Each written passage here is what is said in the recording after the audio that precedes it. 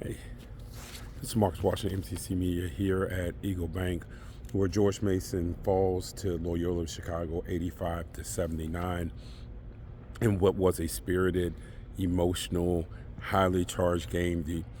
You would think that these guys were rivals 7 miles away, how they played and how both Tony Skinn and Drew Valentine coached. In fact, it led to a technical by Skinn here in this game, but the problems for George Mason was kind of brought on by themselves. At least that's what Coach Skinn felt like. In the first half, felt like George Mason definitely was the team that was a little bit more crisp, especially on offense. They made Loyola Chicago, it looked like, take a lot of threes or at least settle for a lot of threes.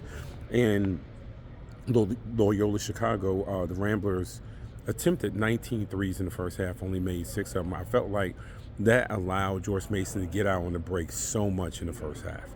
And the offense was going.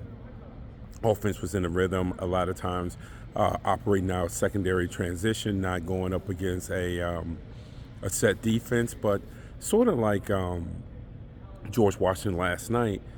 George Mason allowed Loyola Chicago to get really back into this down the stretch. Tony Skinn talked about it. It was 44-36 at halftime. George Mason was winning, but he felt like had they taken care of business and not had the silly turnovers at the end of the half, that could have been a double-digit lead.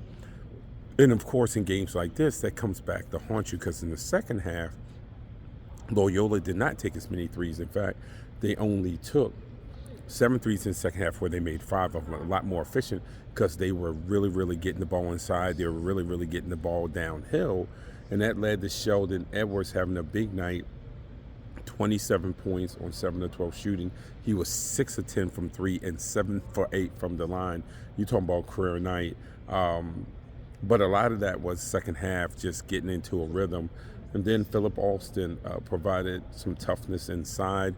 He was 5 for 8. Miles Rubin was 5 for 6. Des Watson, he was 5 for 11, 2 for 5 from 3. Those were the type of numbers that in the second half was putting up. When George Mason needed a stop, they just could not get a stop.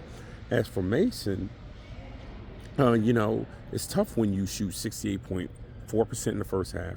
You shoot 50% in the second half, 59.5% overall, 52.9% from 3. You get 33 free throw attempts. You make 78.8% of those 33 attempts, and you end up losing. All those numbers are a recipe for a W, and you would have felt like George Mason with those numbers would have a W. But again, it was the defense in the second half where, you would have thought this was 85 Villanova.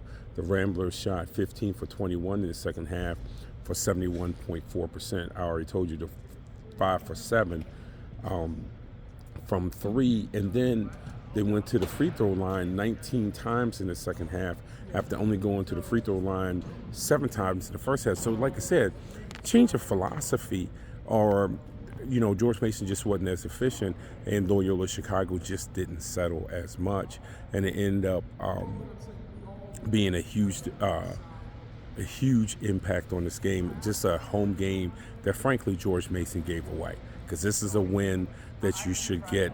Loyola now stays at the top. They're in second place in the Atlantic 10, depending on what happens this week, but they're at least in second place. For George Mason, you're in that big middle of the pack, and seeding matters in the Atlantic 10. Getting that day off or getting 2 days off matters in the Atlantic 10. So George Mason has to pick up. As Coach Skinn said, they head to Davidson next, and that Davidson game must be a win. Again, Eagle Bank Arena, Loyola Chicago 85, George Mason 79. This is Marcus Washington from MTC Media.